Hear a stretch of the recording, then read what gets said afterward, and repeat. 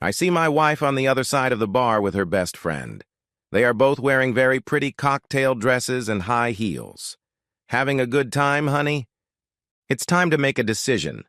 Confront them or watch. If I go over there, I may never know what's going on. They'll make up some story. I need money for a backup plan.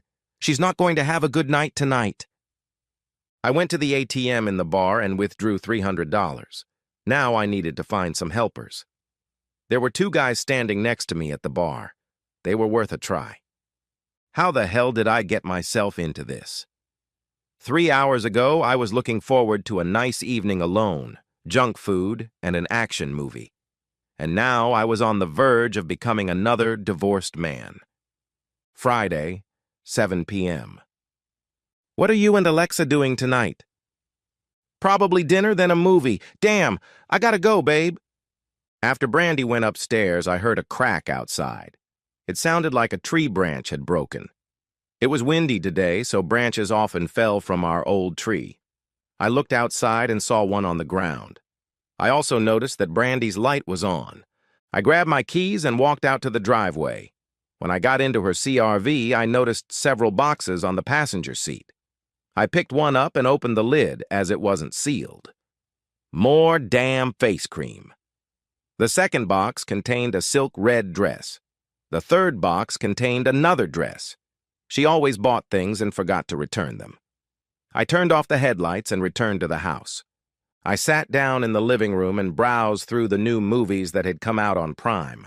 I chose Justice League and Chinese food. Brandy usually suffered through it with me, but I did her a favor and watched Wonder Woman's boobs by myself. She doesn't like those kinds of movies anyway. I switched the channel to Pickers and started looking at my fantasy basketball team for the night. I needed to find some free agents. My center had to go. I got confused for a moment. Damn, I needed to order food and decide what to drink. I went to the kitchen to check and heard Brandy coming down the stairs. She looked amazing. At first I thought it was funny, but then my brain connected the dots so quickly that I was stunned by the result. My wife was wearing jeans and a cute top. I probably would never have noticed if she hadn't come down the stairs like she was skiing. She held onto the railing with one hand and her bag with the other. She came down, clearly annoyed. "See you later, honey. I have to run." I just nodded. She left, giving me a questioning look. I closed the door behind her. No, there would be no kiss today. I grabbed my keys and wallet. Making sure she wasn't coming back, I went out the back door and watched her get ready to pull out of the driveway. My pickup truck was parked sideways in front of the house, facing the street. I jumped in so she wouldn't see me and started the engine. I drove slowly around the block to see what was going on.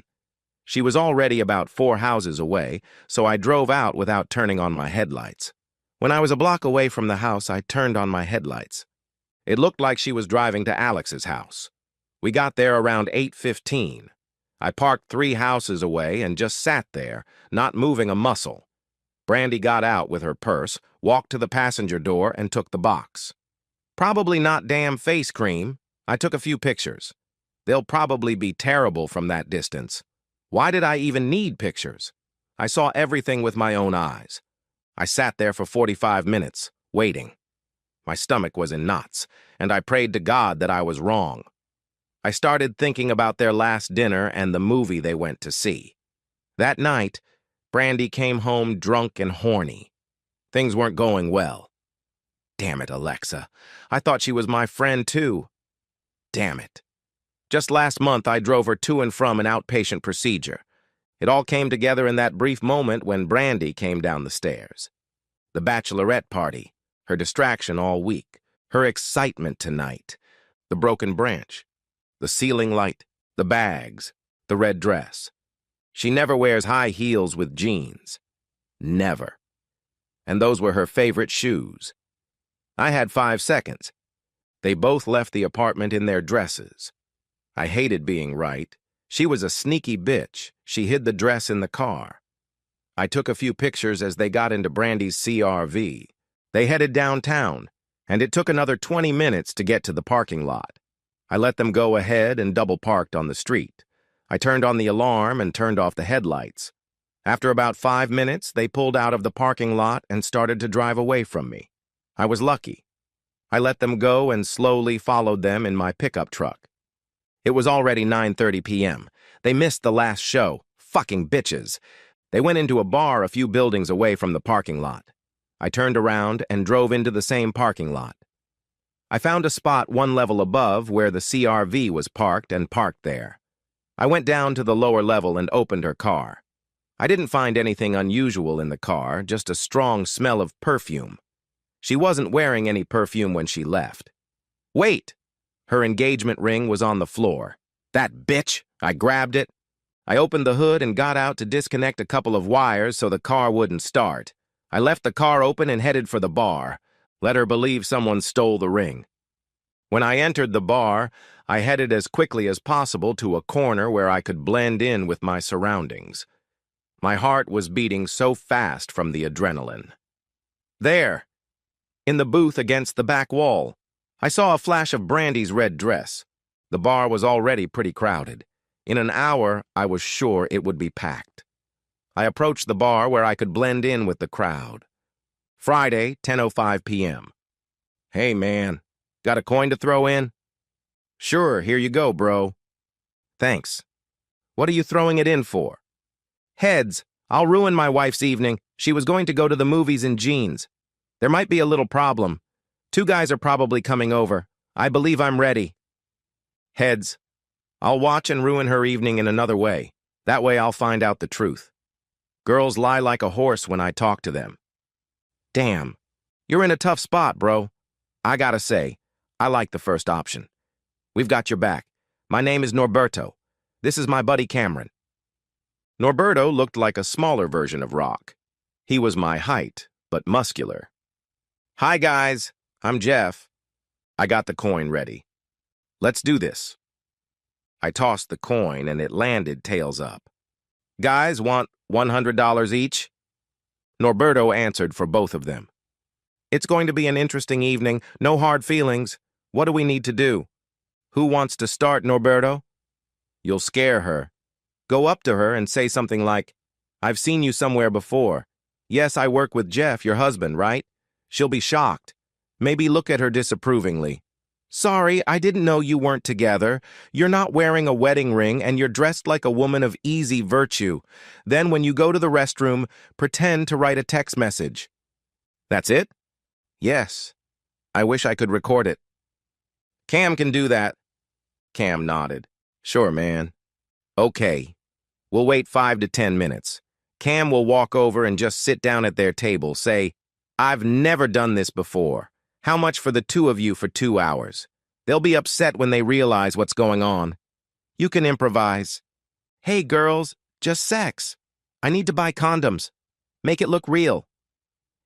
You're a smart guy, Jeff. That'll ruin their vacation. The guys did a great job. After I watched the video they sent me, I gave them the money. I looked back at the girls. They were engrossed in lively conversation. It looked like they were finishing their drinks. It was almost 11 p.m., and they were about to leave. Hey, bro, 2 guys just walked in. I looked at them. They were heading straight for the girls. Norberto, I hate to ask, but can you make sure the girls leave alone? No problem. That's my specialty. Let's go, Cam. Norberto approached the guys and said something that discouraged them from talking to the girls. Brandy was even more upset when she saw her companions talking to my colleague, Norberto. Alexa just shrugged at one of the guys as she left the bar. Damn. The breakup was practically inevitable. But could I stay with her until I found a place to live and gathered more information? Did I want to know? We had been together for 5 years. I believed I knew her. I believed I knew Alexa. I could go straight to Alexa, face to face. I was sure I could convince her to take Brandy's side. But then she would tell Brandy as soon as I left. What did I care about that floor? Since we were renting, I could leave quickly. I needed to get all the money for the apartment and disappear. I'm only 30. I'll be fine. Norberto and Cam returned to their places. Everything's ready. They know what to expect. Thanks, guys. I gotta go. Don't overdo it, bro. I checked Brandy's location on my phone. She seemed to be 2 blocks away from me. I'd better go home. When I got home, I took a couple of Benadryl pills to help me sleep. Then I turned off my phone and hid it. I woke up around 8 a.m. I was very sleepy. I slipped out of my bedroom in my clothes and took a shower in another bathroom. At least it's Saturday. When I was ready to leave, I took my phone and her phone from her bag. I turned off the location and search functions. I wrote a note saying that I was going to play golf with a colleague and would be back in the afternoon. I ended up at Starbucks to get some coffee and breakfast. I started looking through her phone. I didn't find anything except recent text messages between her and Alexa. It looked like Alexa was using her to meet a couple of guys. That's so inappropriate. If you wear that dress, he'll be all over you on the dance floor. I might have to help him relieve some tension, but I'll have to get really drunk to do that. Are you sure, Brandy? I called Brandy Brand. Alex answered the phone, and she also uses that number. At the time, I didn't think much of it. There were no more messages after that. They probably talked. God. I didn't think I could feel any more pain, but I was wrong. Those messages pushed me to make a decision. I knew what to do next. I got in my car and drove to her place. Alexa opened the door. She was wearing only a bathrobe. Jeff, what are you doing here? Well, I need to find out what happened last night and where Brandy's car is. Calm down. I need to come in. Oh, yes, of course. Come in. Rough night? A little. Have a seat. Coffee? No, thanks. She returned from the kitchen with a cup. I was distracted by her legs and a quick glance at her thighs. Just for a second. Alexa, Brandy is desperate. Last night she told me the whole truth about what she did. She blames you for most of it. That you convinced her to go on a double date. She confessed that and some other things. So I need to hear your side of the story before I start beating you both up. What? I'm not going to repeat myself. Go on, damn it. I didn't make Brandy do anything. Then how did it start? Alexa, I thought we were friends. How many times have I helped you move or driven you to the airport? Just a month ago, I drove you to your damn meeting and brought you home. What the hell is going on? I yelled at her. Oh my God, I'm sorry, Jeff. She burst into tears. Apologies won't save my marriage. I asked her to come with me when I met this guy. I just wanted her to be there in case he turned out to be a jerk. I didn't think she'd go through with it. How many double dates have you been on with Brandy? Only 3. Yesterday was the 3rd. With the same guys every time? Yes. What happened the 2nd time? Did you get Brandy drunk and make her sleep with his friend? No. We went on a date and Brandy got a little drunk. She was kissing him at my house. Then she stopped him and said she had to leave. I didn't make her do anything. Was Brandy going to sleep with him last night? Jeff, don't ask me that. She started crying hard. Alexa! Oh my God, I'm not sure. The evening was just a nightmare, but she was very excited before that. Anything else? You know, she told me that you cheated on Jack and left him for another guy. Yes, I know. She shouldn't have told me. She told me a lot last night. It turns out you're a bad friend and a dirty bitch. No wonder you're alone. She grimaced, wiping away tears. Jeff, I don't remember anything else. Oh yes, she was in love with a guy from work, but she didn't do anything. She didn't sleep with anyone. Don't call Brandy. If I find out you're lying, I'll find you. I'm going to talk to Jack first. Are you on good terms with him? Then I'll tell everyone about your exploits, including your parents. If you do anything to piss me off, I'll unleash a torrent of rage on you. I left, and she collapsed on the floor in tears. Fucking bitch. It's time to end this. I headed home. My phone vibrated. Wait, that's not my phone. I pulled out Brandy's phone and saw the message. Sorry, Brand. Jeff just left. That's gonna cost you, Alexa. I walked in the door, and Brandy was sitting at the table drinking coffee. Hi, honey. I thought you were at the golf course. Hey, have you seen my phone? I walked over to her and stood in front of her. Number I spent the morning at Alexa's apartment. What? I went there to find out what happened last night and where your car was. Oh, it wouldn't start, so we took a taxi. That's too bad. What movie did you watch? Every Day, a chick flick. Sweet. You shouldn't have worn those heels yesterday. They gave you away. You have 2 hours to get your stuff and get out of my house. Jeff? What are you talking about? About your date last night, bitch. It seems Alexa's conscience got the better of her and she told me all about your double date, not to mention other juicy details, like the fact that you were in love with other men before we got married. She was in shock. Tears streamed down her face. Then she just started pouring out everything that had been building up. 15 minutes later, she was exhausted and hysterically crying. No new revelations. I guess that's something. 2 hours, or I'm calling your parents. We'll talk in a week at Alexa's, Saturday at noon. You both have to be there, or I'm leaving. And then I'll start acting on all the bad thoughts in my head. I don't want to hear a word from you for a week. I headed for the door. 2 fucking hours, bitch! Jeff, I'm sorry, please don't go. She was lying on the floor. I left. During that week, I took care of my financial security. I transferred most of my money to a new account at BOA. I canceled direct deposit and cut her off from my accounts and any ability to discuss them. The nights were tough. I worked out and watched a lot of movies. I got hooked on the TV series Californication. Some episodes were hard to watch, but I was hooked. Deep down, I was hatching a plan for revenge. I was still going to call Brandy's parents, and Alexa's too. I had to humiliate them publicly, damn it. Saturday, noon. Brandy opened the door. Hi, Jeff, come in. I went in and sat down on a chair in the living room. Alexa was already sitting on the couch. Brandy sat down next to her. Start it. To be honest, I wasn't even listening, and I didn't care. She loves me. Let's work this out, blah, blah, blah. Alexa joined in. I'm so sorry, and I cried a lot. I just sat there emotionless. Are you done? She nodded, and they both wiped their eyes with napkins. I'll try to work this out with you on the following terms. They were both shocked and started smiling. Oh, girls, wait. You two together will give me a weekend of pleasure. You have a week to decide. If not, it's divorce. Oh, here's your phone. I hope you agree. I got up and didn't even look at them as I left the room.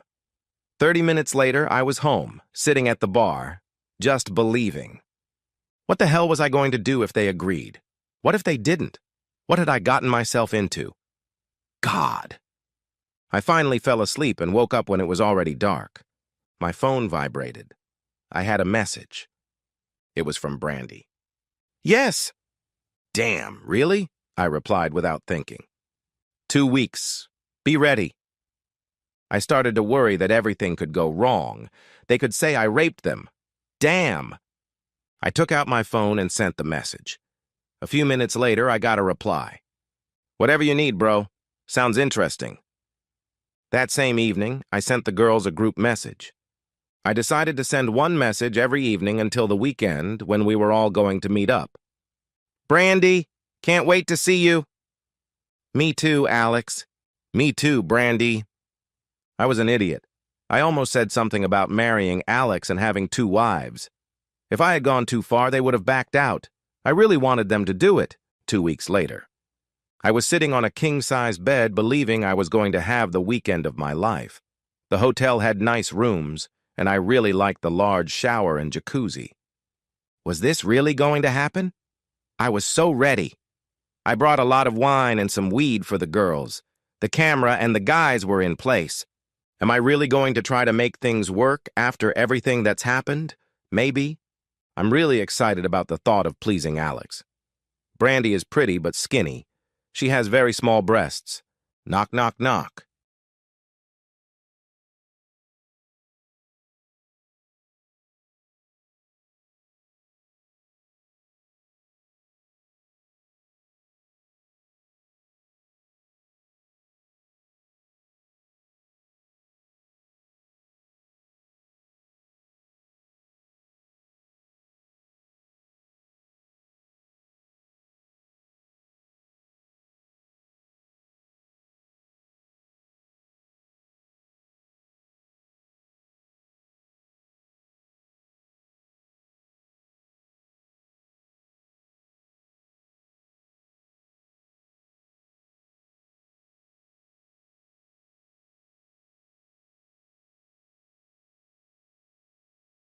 Oh my God, what else could possibly go wrong?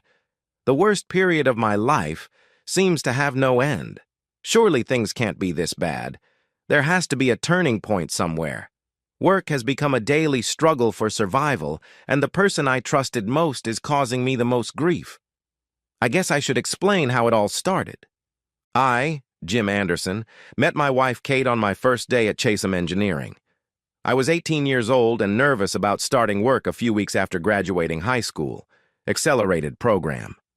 I was a good student and could have gone to college, but I knew it wasn't for me. I was tired of school, and my parents couldn't afford to support me through 3 years of college. Kate was a human resources assistant who helped new employees settle into the company, and she was stunningly beautiful. It took me 3 months to work up the courage to ask her out on a date.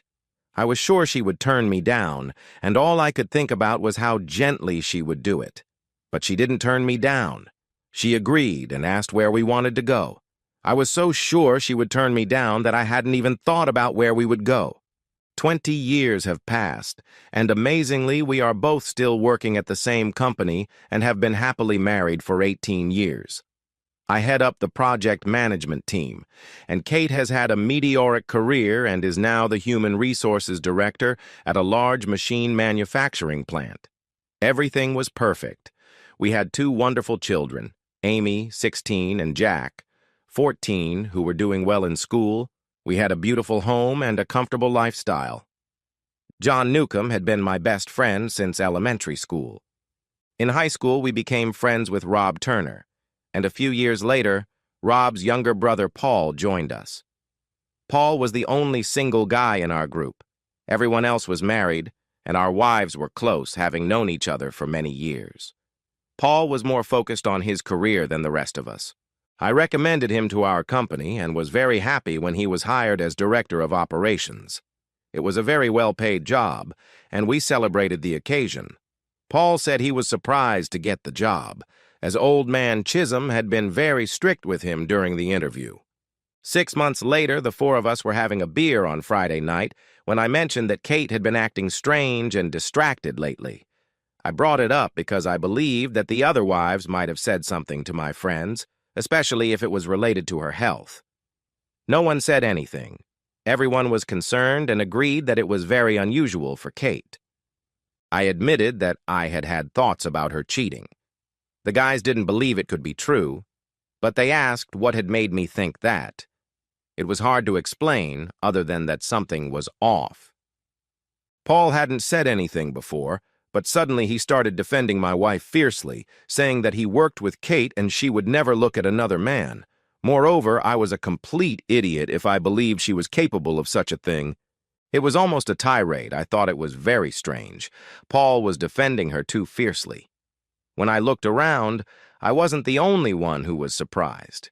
I remembered that he often flirted with Kate, joked around a lot, and touched her lightly, and since they had been working at the firm, they had gone on several business trips together. I looked at him, trying to make sense of it all. He didn't answer, but he started to look guilty and was very agitated. Rob knew him best and noticed it too. He looked at his younger brother. "Please tell me you're not that stupid." At that moment, I almost shouted, "So when did you start sleeping with my wife?" Chaos ensued. We both stood up. I tried to attack him. John and Rob struggled to pull us apart. Rob dragged his younger brother outside and told him to get out. "But I'm your brother." "I mean it. Get out of here before I beat you half to death. You're a stupid, arrogant bastard." John and Rob tried to explain to me that things weren't as bad as I thought, and that I needed to talk to Kate to find out the truth. I agreed and wandered home. When I got there, Kate was sitting at the kitchen table crying. "I understand Paul called to warn you. Is it true?" Kate didn't deny it, but she downplayed it, saying it wasn't a romance. Apparently, they had messed around while on a business trip together. I knew enough to understand that messed around meant sex. She swore it was a one-time thing when they were drunk, but I didn't believe her. Rob cared deeply about her, and I felt there was more to this than met the eye. I admit I reacted too harshly. I didn't care if it was once or 100 times, cheating is cheating, and I was completely devastated. Kate couldn't explain her actions or her reasons, and all her apologies seemed meaningless. In the months that followed, we broke up and decided to get a divorce, which was bad enough. But to make matters worse, Kate started dating Paul again. This pretty much confirmed my suspicions that it wasn't just a one-time fling. We stopped going to the pub with John and Rob. It was awkward since their wives were friends with Kate. They invited me, but I wasn't in the mood for company, and I didn't have much money. Besides, I believed they would all stay together, especially considering that Paul was Rob's brother. Losing my wife to one of my best friends was a truly awful experience. I felt like I had divorced my entire life. Kate got custody of our 2 children and kept our house.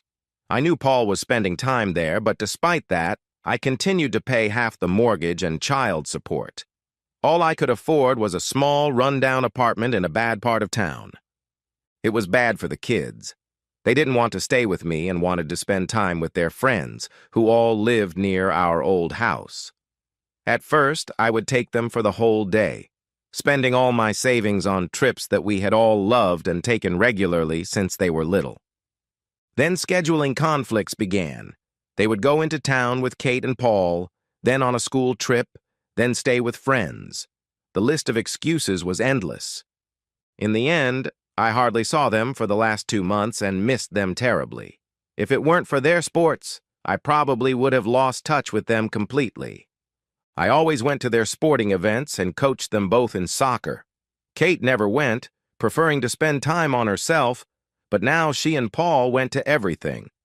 During halftime at Amy's soccer game, I asked Kate why she was there. She got upset, saying that they were her children. You didn't care before. I believed that after our breakup, it would be better for the children if I supported them. If you're doing this for them and not for yourself or to prove something, you wouldn't do something so petty as trying to hurt me with your boyfriend. Don't make me laugh. We broke up and I'm not interested in you anymore. With that, she snuggled up to Paul. I left, biting my lip for the umpteenth time. Work was torture. I had to endure constant encounters with Kate and Turner. The worst part was the endless snide remarks from the guys on his team. They seemed to enjoy teasing me. I knew they were waiting for me to react, and it was hard to keep my anger in check.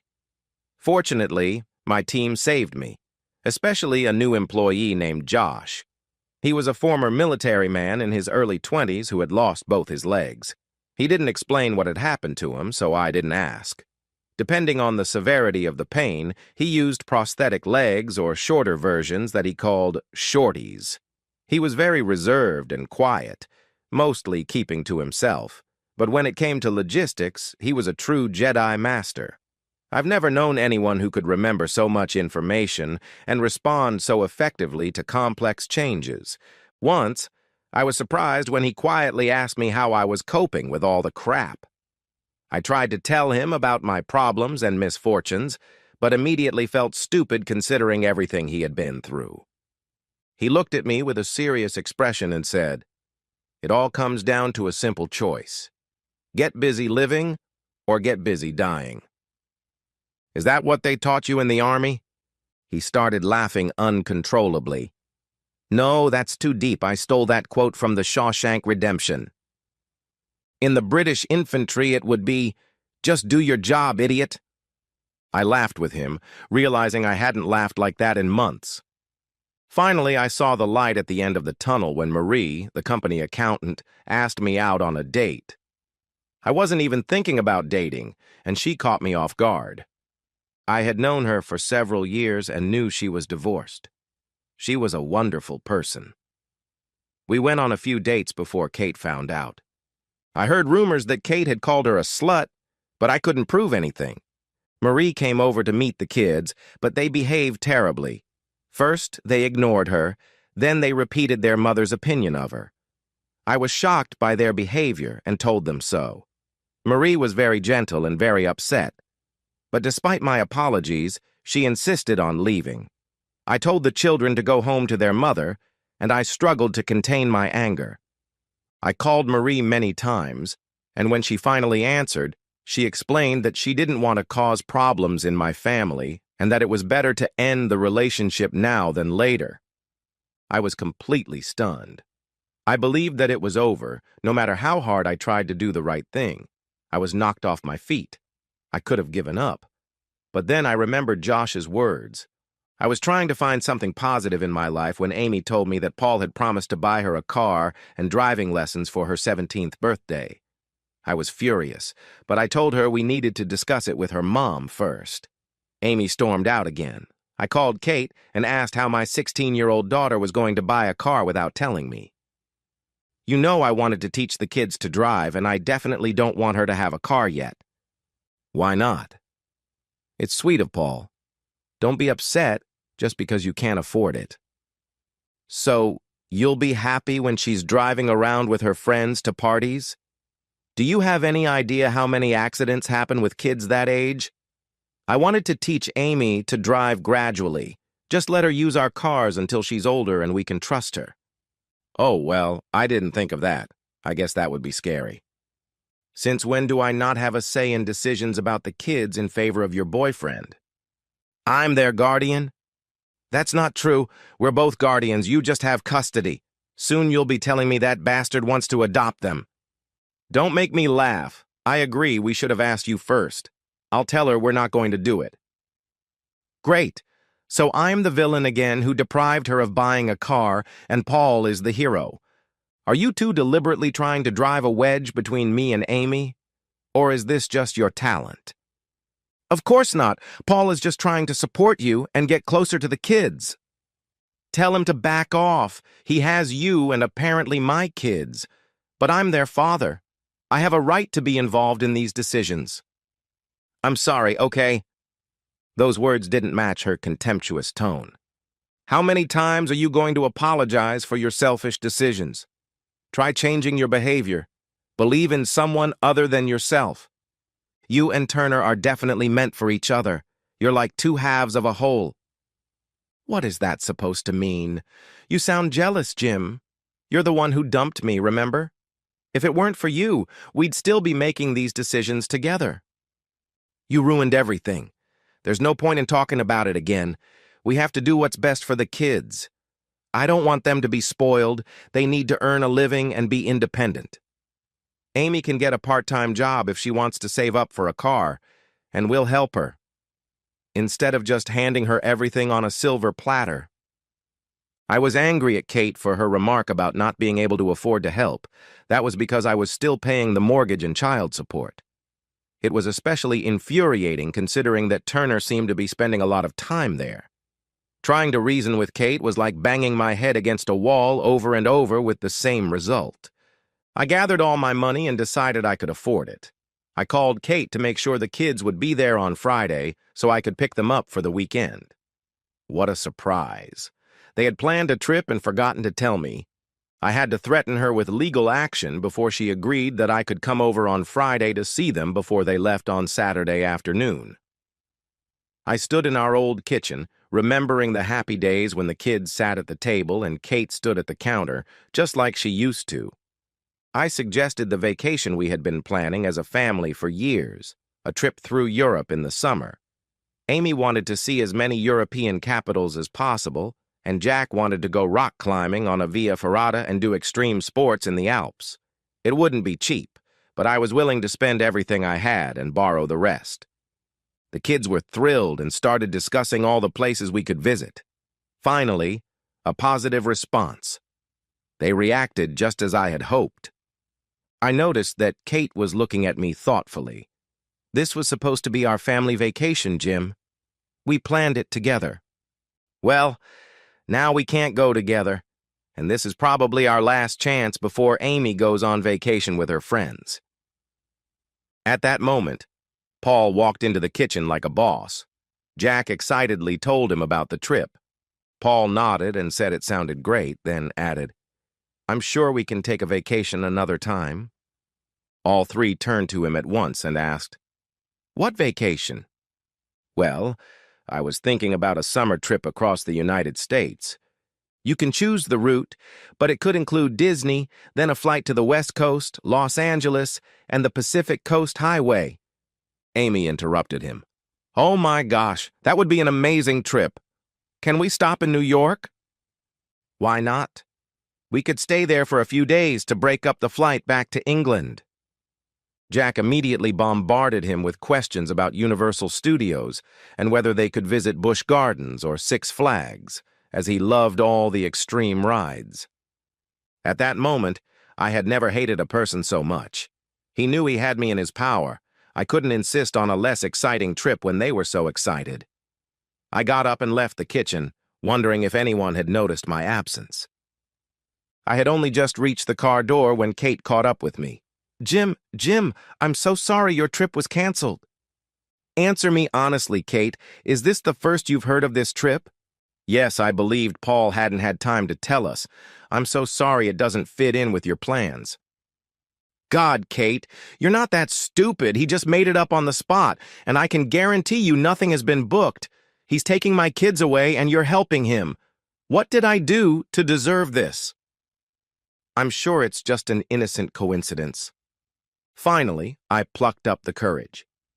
You always apologize and then do the same thing, so here's what's going to happen. Tell your boyfriend that the next time I have the slightest problem with access to the children or with not being allowed to participate in their upbringing, I'll take it up with him directly. Are you threatening us, Jim? Talking to you is like pissing in the wind, so yes, I'm trying a different approach and I'm prepared to live with the consequences. You won't hurt us? Maybe you won't, although you deserve to, but he'll answer for everything. You both need to think carefully before putting someone in a position where they have nothing to lose, which is exactly where you've put me. I looked up and saw Paul standing in the doorway. I almost expected him to lunge at me. He was bigger than me, but he just went back into the house. I saw disappointment on Kate's face, but she quickly hid it. See, a real man doesn't resort to threats of violence. No, he seems to be running away. I calmed down and looked at Kate. Are you trying to win their love and push me away? They're my children, not his. I consider myself a good father. You should want me to be involved in their lives, not playing these pathetic games. Kate seemed to lose her voice. This isn't supposed to be a competition, but let's face it. You won, I lost. You got the house, the money, our friends, a rich guy, and the kids. Your victory doesn't mean I have to lose every time, Kate. The old Kate would have figured that out long before I did. She just stood there with her mouth open, not saying a word. For God's sake, I give up. I want to talk to the kids tomorrow without this jerk. I jumped in the car and drove away, leaving Kate standing there looking like a goldfish. I made sure Turner wasn't there before going in. The kids were sitting on the couch in our old living room, looking like it was a huge effort for them, and Kate was standing in the doorway. Don't worry, I won't take much of your time. No one answered, but Jack managed to glance at me. I know the breakup is hard for both of you, and I wanted to remind you how much I love you. Your mom loves you too, and that will never change. Kate was surprised that I mentioned her. But I don't know what's going on with you. I hardly recognize you lately. You're wonderful kids, but now you've got this arrogant attitude like you don't like anything. I love you very much, but I deserve better than lies. If you want to live with your mom and Paul, I'll leave. If you want stuff and expensive vacations, Paul is your man. I'm not going to come over every weekend to listen to your stupid excuses about how busy you are. Kate tried to interrupt him. I don't believe that. Yes, I've heard enough about what you believe, and I'm talking to my children possibly for the last time. I can't buy you what he buys you, but I still want to spend time with both of you, play sports, go camping, do whatever you want. I know it's not Florida or anything like that, but we'll be together, and you'll both be going to college very soon. Still no reaction, just awkwardness and nervousness. The way you treated Marie is unforgivable. What right do you have to treat a person like that? We didn't raise you that way. I've never been so ashamed of my family. I hope you're all happy. She doesn't want anything to do with me." Kate replied irritably, "Well, she wasn't good enough, she—" "Really, Kate, what did she do to you? She's a wonderful person, and all she did was agree to go out with me. You were a terrible lover when we were married, and I never complained. But good job. You scared her away. Now she has to worry about my crazy ex-wife and kids." I grimaced, realizing what I had said and that I was swearing in front of the children. Both Amy and Jack looked shocked. This information seemed to be a revelation to them. I turned to Kate. "And one more thing. Thanks to Turner rubbing my nose in my lack of money, I checked with child support. And they think I should have been putting some of my alimony toward the mortgage, so you should expect a review and adjustment. Maybe this crazy lover will step up and pay for the house he seems to be living in." Her voice trailed off, and Kate looked like a goldfish again, the kids looking no better. It seemed I wasn't going to get an answer from any of them. Disappointed, I got up again, muttered something about letting me know, and left. I returned to my cramped apartment and wondered if I could afford to move. I forgot to tell Kate that my lawyer had advised me to continue paying the mortgage and reduce the alimony. That would guarantee a roof over my children's heads, but he believed it could be a good investment, as real estate prices were rising rapidly. And when Jack left home in a few years, she would either have to sell the house or buy out my share. The phone rang. It was Amy. I wondered what ordeal awaited me next. I answered, and Amy said Jack was on speakerphone. She spoke hurriedly. "We've calculated that we owe you 6 weekends and 4 weeks of vacation, and we wanted to ask if you'd like to go on that European tour this summer after all. You could include the Black Forest in your itinerary, see the Alps, and drive through Italy." Her words came out nervously. "Do you remember those places?" "Of course, we've been talking about it for years, and it should be much warmer than Scotland." "And Dad?" "Well, we're really sorry we behaved like that. Mom never said it was her who changed. We believed it was you, and that it was probably Marie. And Paul said he paid for everything after you left us." "I don't care, as long as I get my children back." Jack joined the conversation. "You're wrong about Paul. We don't like him. He's a jerk." I tried my best not to laugh. "Jack, he made a completely different impression on you. We believed that if you didn't see us, maybe you'd come back." "That'll never happen, Jack. It's over between me and your mom. She's moved on, but I want to be there for both of you." Amy backed Jack up. "The thing is, Dad, we believe that Mom feels the same way. He's not here very often, but he shows up when you pick us up. They fight a lot and often because of you." "I find that hard to believe. Your mom was just, well, she was difficult to get along with after we broke up. I'd even say she hates me." "I don't think so, Dad. I believe she understands she made a mistake." I sat in Kate's office with a broken nose, trying not to get blood on the expensive carpet. Kate was furious when she saw me. "Jesus, Jim, fighting at work is a serious disciplinary offense. I'm going to have to fire you." "What's the big deal? Are you afraid of losing your alimony?" "It's a disgrace, grown men fighting. You realize we had to call an ambulance for Bob." "Well, he deserved it. I think I did pretty well considering there were 3 of them." "It's time to grow up, Jim. This is a complete disaster. Things are so bad that the old man is on his way." At that moment, Turner burst in. I tried not to smile when I saw his swollen lip and bruise on his cheek. He immediately started yelling that he and half his crew had been attacked, demanding that the police be called and a report filed, and that I be fired immediately. I looked at Kate. "Do you want to know what really happened before you fire me? I thought that was your job." A deep voice boomed across the room. "Yes!" I turned and saw Old Man Chisholm, the chairman of the board and founder of Chisholm Engineering. He hadn't been at the plant much lately, but he still looked imposing and powerful. It was strange to see Josh standing next to him. Turner began to explain.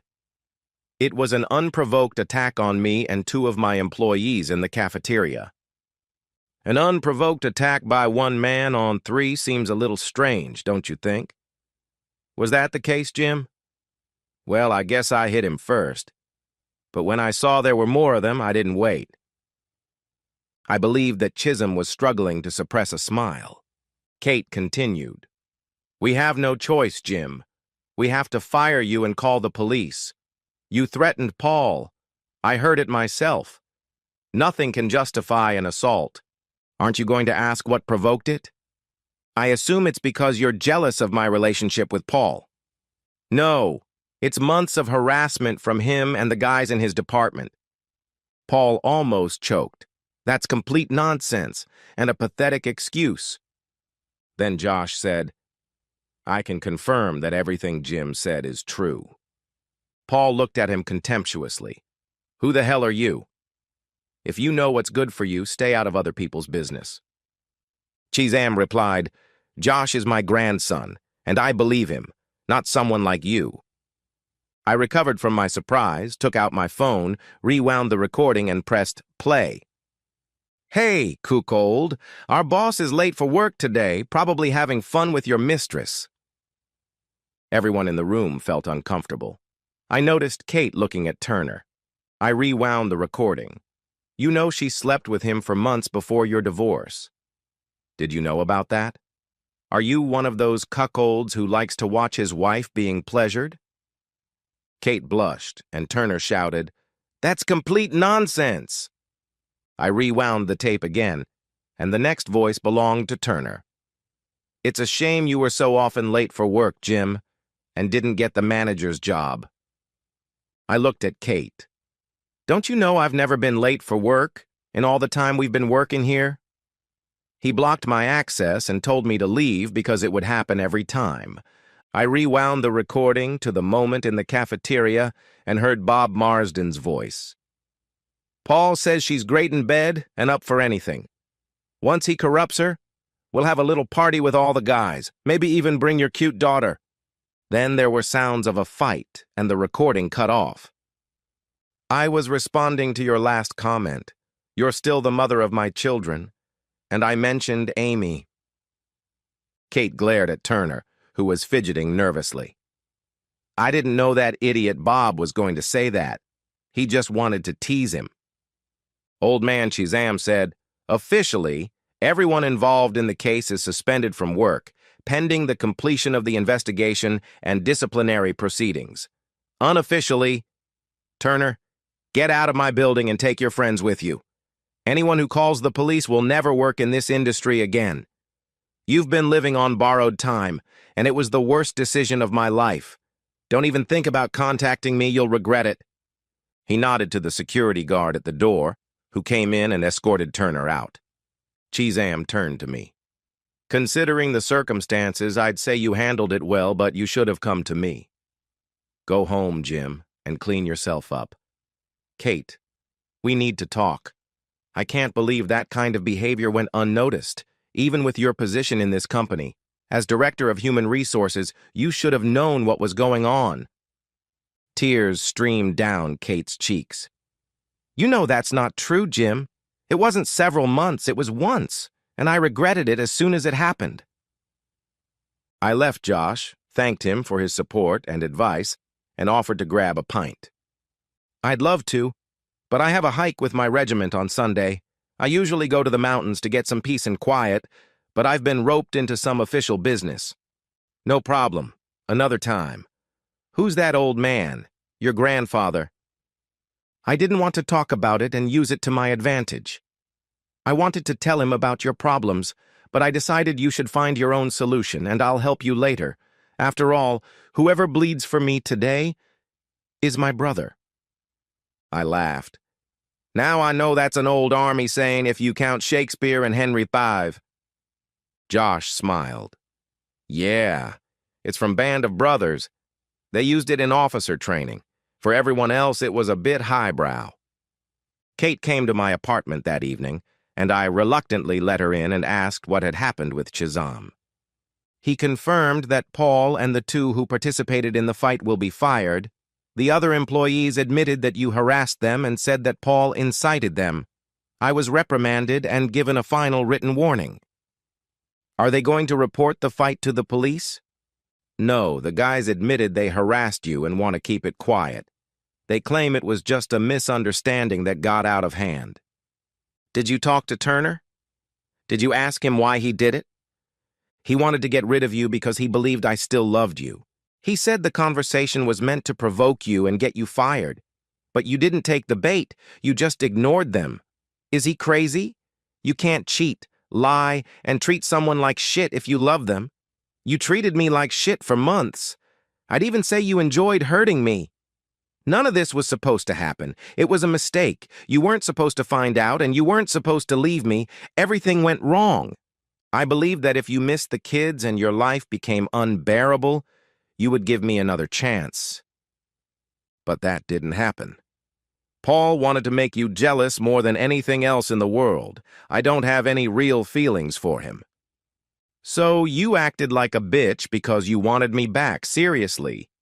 Take responsibility for your actions, Kate. This is all your fault. I don't know who you are.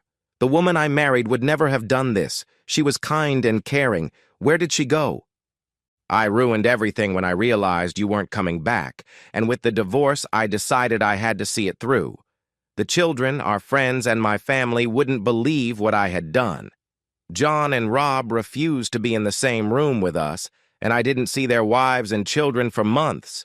I had to prove that I could build a life with him, otherwise I would have given up everything for nothing. I had to prove that I had made the right decision and that he was the best man for me. My life with Paul had to be perfect, and the more I humiliated you, the better my decisions looked. I tried to make it seem like a romance, but it never was. He was arrogant and selfish, but by then it was too late. What a mess. And you dragged the kids into it. I'm so sorry. I should have tried to fix things, but I didn't know how. I didn't realize how it was affecting your relationship with them. Great, another apology. I heard what you said. I'll change my behavior so I don't have to apologize anymore. At least it's over with him, he's gone, and I need you, and the kids need you. They're very angry with me. I believed we could try again. I never stopped loving you. I couldn't believe it. I was so sure she hated me that it made me think. But not for long. There's no going back, Kate. Not for me. The connection and trust we had is gone. I don't want to hurt you. I'm just trying to cope and get my life back on track. On Sunday morning, I met up with John and Rob for a beer. They were giving me hell for not answering their calls and messages. I tried to explain why. The wives were close, and Paul was Rob's brother after all. Rob laughed.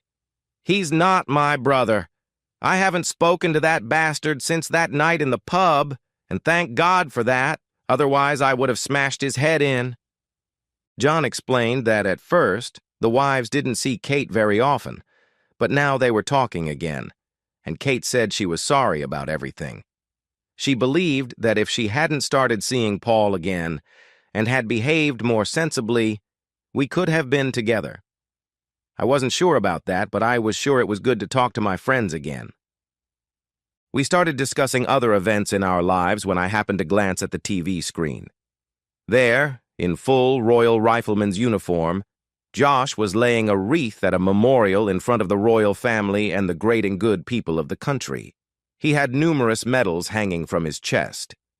I turned up the volume to hear the commentary explaining how Josh had been awarded the Victoria Cross for saving fellow soldiers under heavy fire and repeatedly returning to the scene before being wounded by a rocket.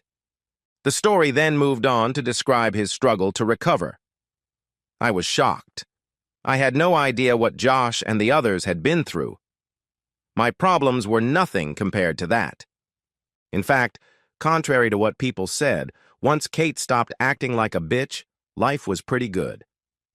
I saw the kids more often than I had planned, plus all the sports and other activities. It was informal co-parenting. They stayed as long as they wanted and always seemed happy to see me. Child Protective Services reduced the amount I paid, offsetting my mortgage as promised. I got a promotion at work and a huge bonus.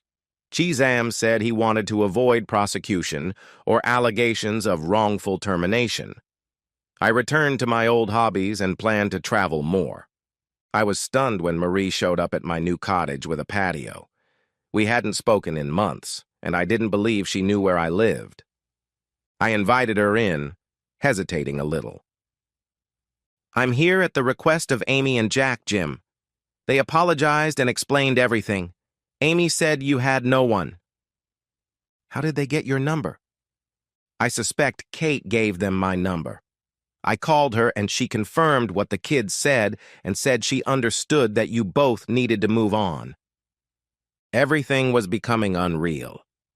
"It seems like your kids and your ex-wife believe you're the best thing since sliced bread and that I'm an idiot for not going out with you."